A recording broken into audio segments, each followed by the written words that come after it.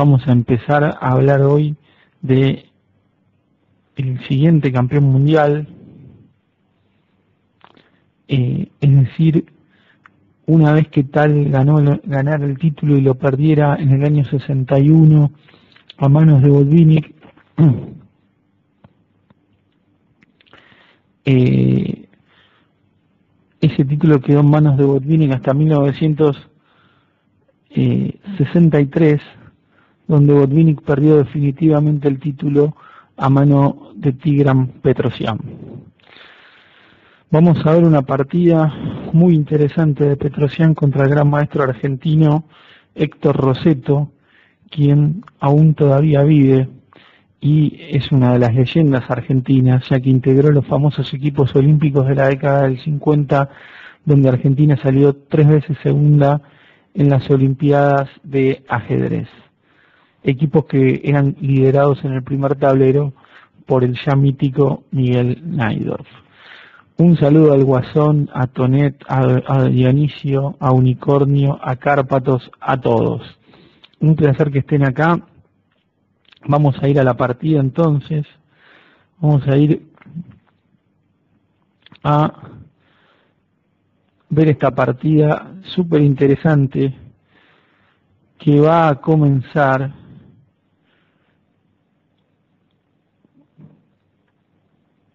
con un gambito de dama. Vamos a ver. Saludos a Clavero también. Saludos a todos los amigos que están aquí en Jaque Mate. Acá vemos la apertura con el gambito de dama y el blanco ataca el centro de las negras y las negras lo defienden. Es decir, estamos frente al gambito de dama conocido como gambito de dama rehusado.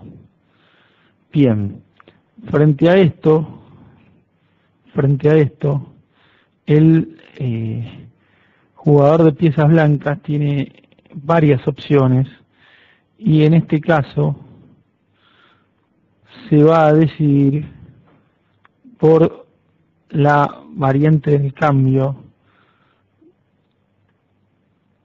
donde se fijan los peones del centro y el negro obtiene una muy buena cadena de peones que luego procederá a tener que defender una vez que el blanco le ataque.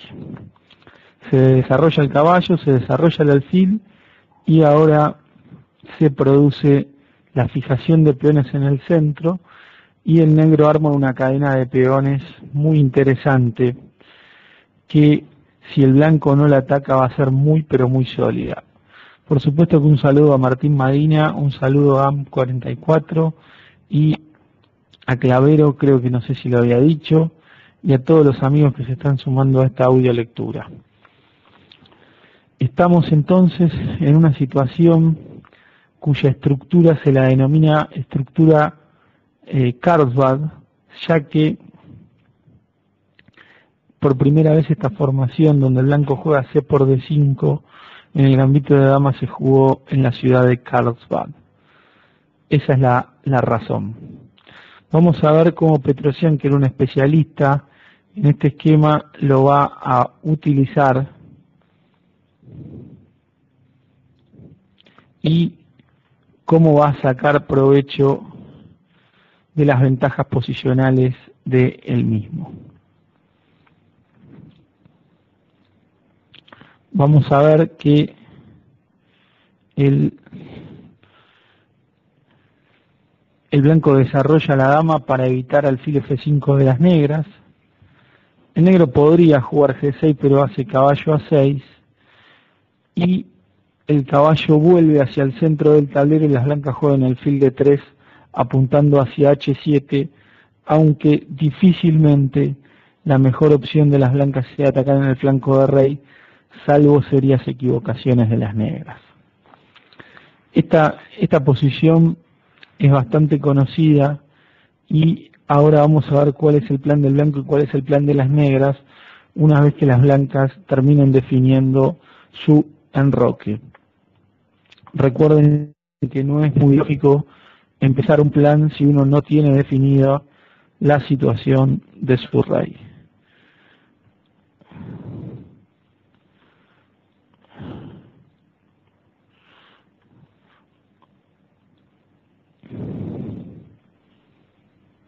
Ahora vamos a ver que el blanco va a definir finalmente su rey para el lado corto, ya que para el lado largo tendría pocos peones que lo protegen.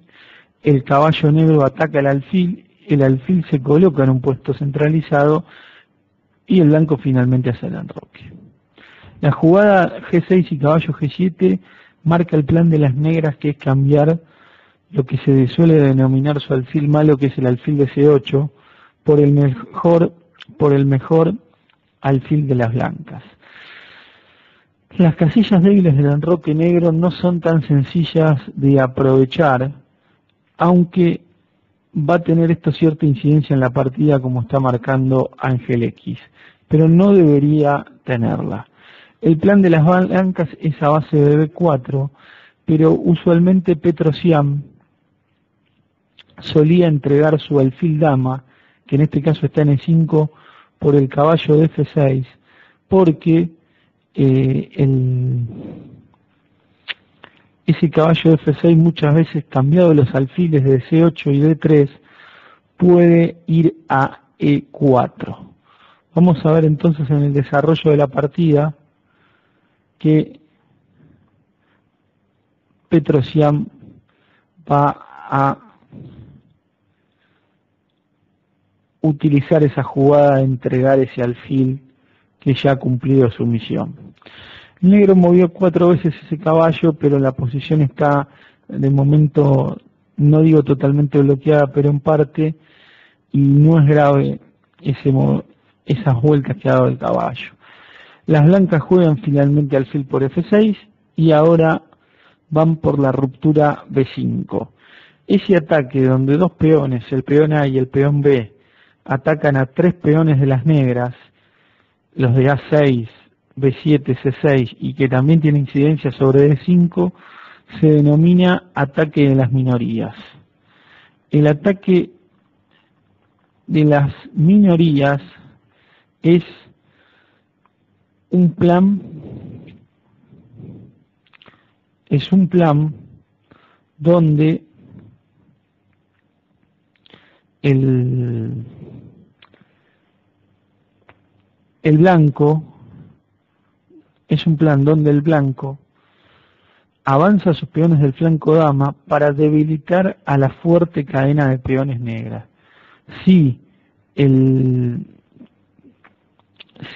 negro no ve atacada su cadena, esa cadena es muy fuerte y va a ser imposible de ser derribada, salvo que se la debilite previamente con el avance de peones. Este plan del ataque de las minorías es muy habitual en el gambito de dama, y Petrosian fue uno de los grandes expertos en esta línea. Recordemos que Petrosian murió prematuramente en el año 84, cuando todavía no tenía ni 60 años, y bueno, fue campeón mundial muy joven y fue el primer genio de Armenia, ¿no? Ahora tenemos a Levon Aronian y a otros grandes jugadores, pero el primer gran jugador de Armenia ha sido sin lugar a dudas Tigran Petrosian. Saludos a José Billington, también saludos a Walter 2005, un abrazo grande, espero, si Dios quiere, verlo pronto porque voy a ir a trabajar ahí cercano a su ciudad, así que espero saludarlo.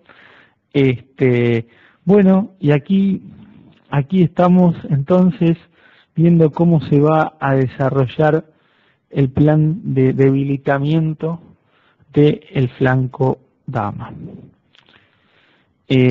Por supuesto le digo a Benegra un saludo a humilde, que bueno, ahora entiendo qué quiere decir, que Petrosian era de raíz armenia. Vamos a ver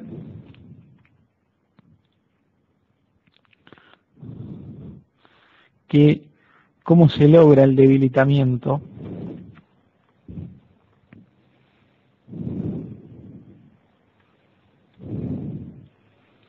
Y cómo se generan casillas débiles y no solo peones débiles.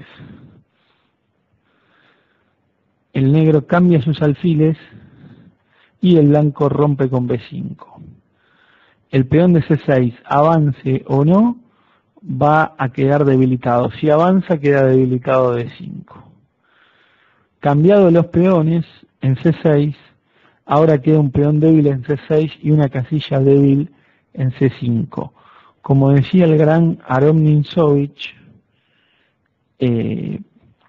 la característica de las posiciones donde hay peones débiles es que seguramente donde hay un peón débil también hay una casilla débil para aprovechar. Y en este caso la fijación del peón de C6 hace que después se lo pueda atacar tranquilamente sin que ese peón pueda eludir la ofensiva que se va a lanzar contra él. Veamos que el negro tiene un buen alfil en F6, pero el alfil de F6 choca contra una cadena de peones muy férrea, que es la cadena de D4, E3 y F2. En mi sistema pueden verse estas cuestiones que estamos hablando, aunque no van a encontrar esta partida porque es más moderna. Vamos a ver cómo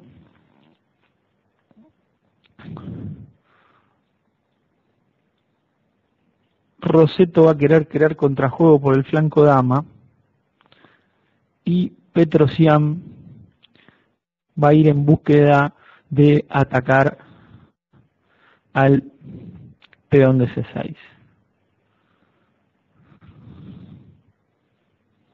Ahora el negro juega torre FB8 como dice Er y el blanco va directamente al ataque. Mientras el negro busca contrajuego por las columnas A y B, cosa que es correcta, el blanco va al ataque del peón de C6.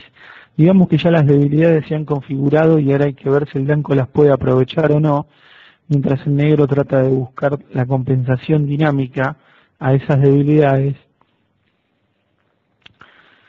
Y la compensación dinámica ni más ni menos está en las columnas abiertas del flanco de dama. El blanco tiene una mejor posición, pero todavía es muy difícil dictaminar que el blanco pueda ganar, y el gran maestro Rossetto, gran maestro argentino, se defiende con bastante precisión. Creo que es una posición muy instructiva para ver el manejo posicional.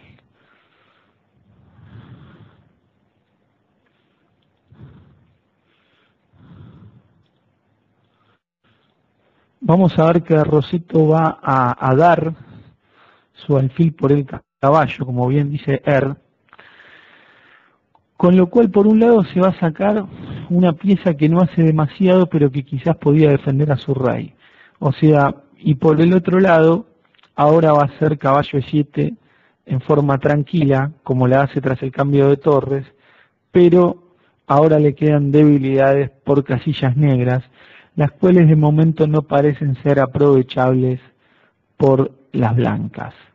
Digamos que el bando blanco tiene la iniciativa, pero pareciera que ella no va a alcanzar para definir la partida.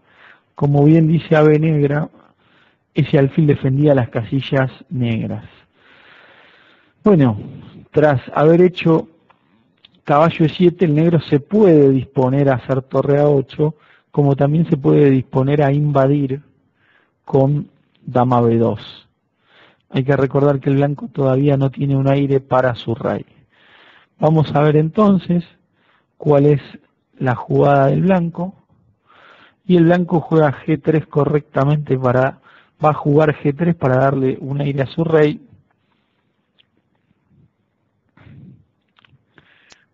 Y va a venir un momento importante de la partida, porque tras primero brindarle un aire a su rey, Petrosian va a tener que jugar con cuidado y lo va a hacer con suma cautela. El blanco da un aire a su rey y el negro invade con su dama. Si el blanco cambiara damas, difícilmente pueda ganar ese final con la torre activa en séptima. Ahora el blanco está amenazando atacar con su torre al peón de C6 mientras mantiene vivas las damas. Una jugada muy importante, dama de 1, y es, digamos, la única jugada ambiciosa que permite todavía al blanco soñar con la posibilidad de triunfo.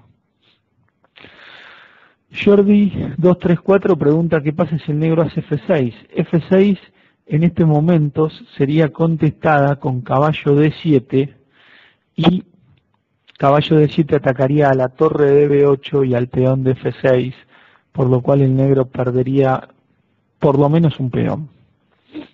Por lo tanto, no es una jugada aconsejable. Y tampoco C5 es aconsejable por caballo D7, que ataca al peón de C5 y a la torre de B8. Por lo tanto, ninguna de esas dos jugadas son posibles y eso demuestra el dominio del caballo blanco. Rossetto va a ser una jugada debilitante y esa jugada debilitante le va a dar pie a Petrosyan a intentar otro plan aparte de la presión por la columna C. La jugada que va a hacer el negro en esta posición no es la correcta. Quizás el negro debió haber jugado rey G7 con idea de F6, pero H5 no es una jugada correcta porque una vez, digamos, podríamos decir, liquidada la tensión en la columna C, liquidada la tensión me refiero a que pareciera que el blanco ya no tiene más de lo que ya ha hecho. Ahora el blanco tiene la posibilidad de con H3 y con G4 jugar por el lado opuesto, es decir, generar lo que en el ajedrez se llama el principio de los dos frentes.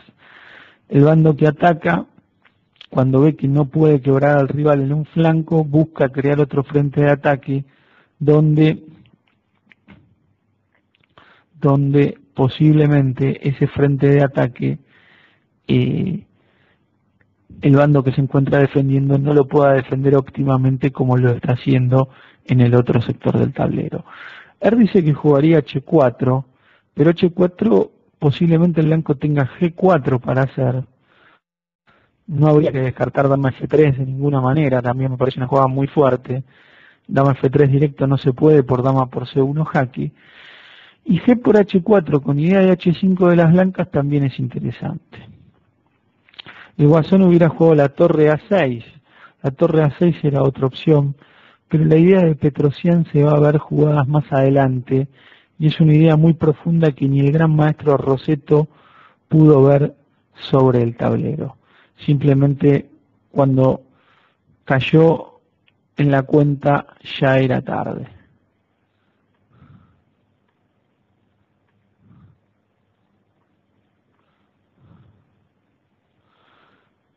Vamos a ver que todavía la posición es muy difícil.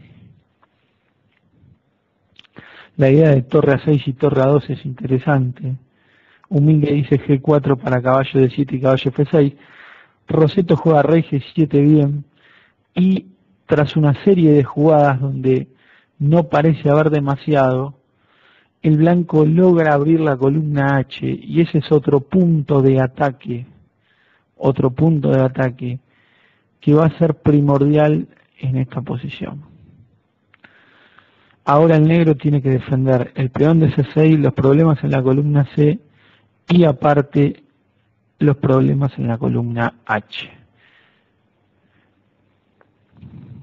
Ahora se está por venir dama F3 y el negro no tiene una buena respuesta frente a ello. En este caso ya los problemas de Rossetto son grandes y aparte recuerden que el ritmo de juego era hasta la jugada 40 y en la jugada 33 estaban con apuro de tiempo. Como dice Avenegra, parece que el blanco tiene más columnas que el Partenón. Bueno, no, me parece que el Partenón tiene más de 8 que hay en el ajedrez, pero como chiste está bueno. Muy bien, Avenegra. Vamos a ver entonces que el negro va a venir a defender la segunda línea, pero eso no ha de ser suficiente. Y el blanco va a salir con una amenaza bastante concreta con su dama.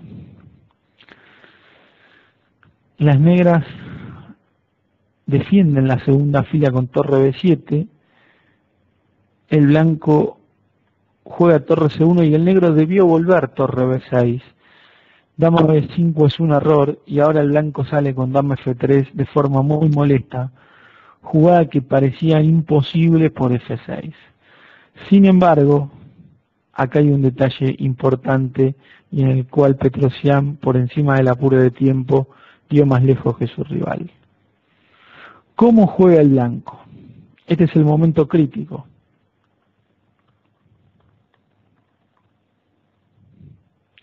Momento crítico de la partida y donde Petrosian vio más lejos que su rival.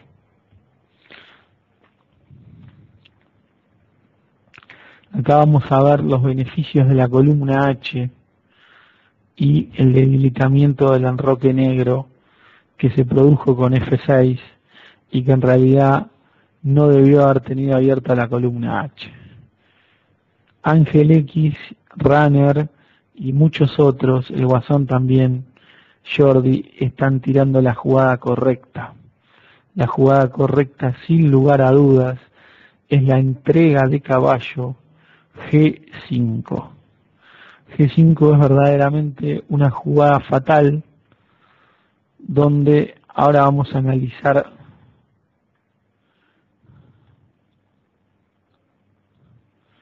cómo sería la variante si el negro comiera el caballo.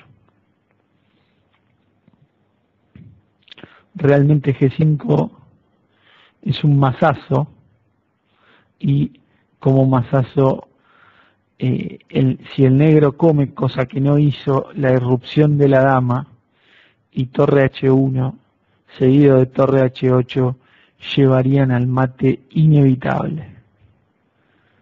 Una jugada, una variante fantástica que Petrosian venía, digamos, ideando desde que jugó G4 en su movida número 32.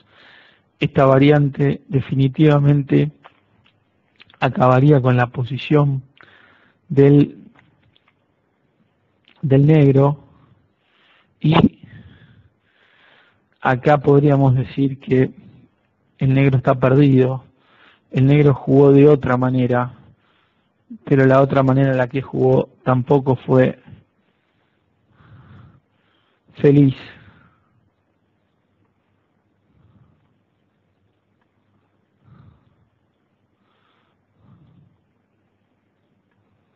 Porque se le va a caer la estantería a las negras. Realmente, como dice José Billington, la jugada G5 es buenísima.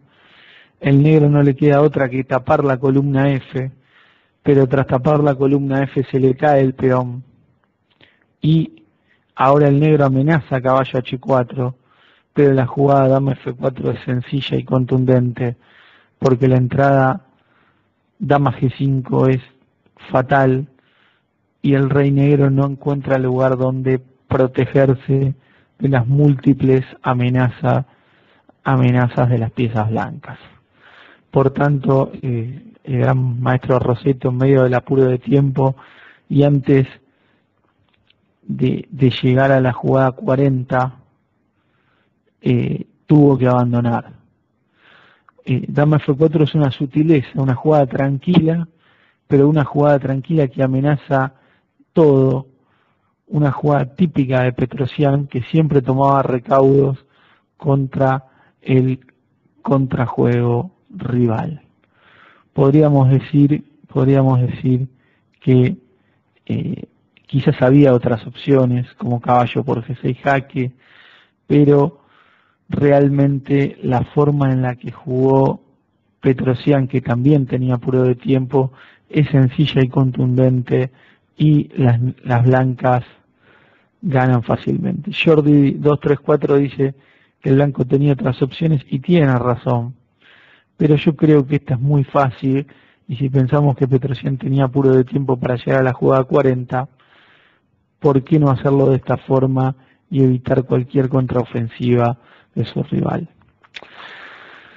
Bueno, un saludo a Flap Slap también. Para finalizar, yo quiero que nos quede claro cuál ha sido el aporte de Petrosyan al ajedrez mundial. El aporte de Petrosyan al ajedrez mundial no solo es el haber sido campeón mundial entre 1963 y 1969, inclusive ganándole el primer match de defensa del título a Spassky en 1966, y que después perdiera el título con el propio Spassky en 1969, y podríamos decir que Petrosyan fue un maestro de la defensa, pero dentro de un maestro de la defensa podríamos aseverar que fue un jugador excepcional en lo que se refiere a prevención del plan rival. Es decir, se defendía cuando no le quedaba otra, pero lo que trataba era de prevenir los problemas para que los problemas no le llegaran a afectar su posición. Por eso está considerado como el maestro de la profilaxis, ya que el término profilaxis técnicamente significa prevención del plan rival. Digamos que fue un grande, un jugador muy respetado por todos sus pares, sobre todo Bobby Fischer habló muy bien de él. Fischer jugó un match en Buenos Aires en 1971, aparte de muchas partidas, y digamos que Petrosyan es considerado uno de los grandes de la historia y maestro de la defensa. Un estilo que es la antítesis de lo que fuera Mikhail Tal, un maestro del ataque del cual habláramos la semana pasada. Bien, amigos, espero que les haya gustado esta lectura, espero que se hayan encontrado a gusto analizando esta partida del Gambito de Dama. Ojalá los que no la hayan podido seguir en directo después vean la grabación. También, como dice fue un gran especialista en partidas rápidas, Petrosyan, por supuesto, y yo lo que les pido que si tienen alguna duda